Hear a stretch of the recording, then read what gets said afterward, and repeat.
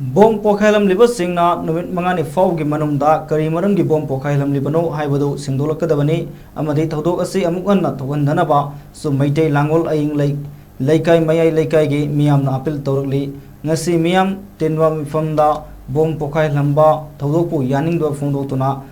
Pumpki Wakan Funda, Maite Langol Aing Laikai, Maya Laikai, Langol Umel Development Association Gi, Maira Parabigi Secretary from Puriboy.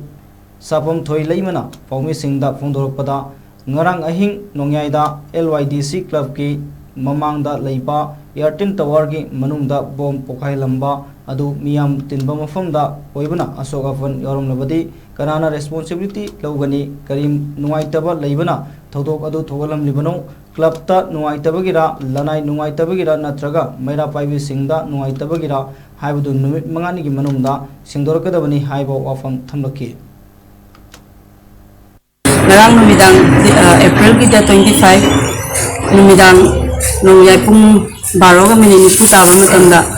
LYDC Club aying lekai ki mamang magdadalay ba kay Airtel ki tower manunda bom pokay lamba asigi thudok asigi maramda nungay da phongdok ko ina akhang myam tarna jit phanjabani hawjeu jig leba ki tangdu leita bado mai horag lei ni marak sida asigum thabak ase lanai ki oragasu Lanagi oiro aduga clubta natraga mayada nuaitaba leibadagi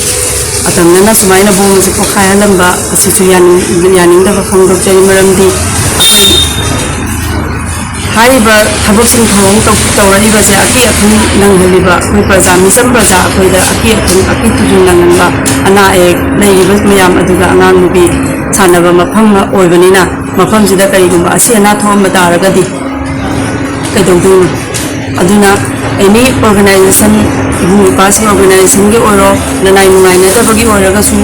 akhoi ge clubta nungai tabagira laikai ge nungai tabagira maira du nungai tabagira haibagi pot ado akhoi langgon gi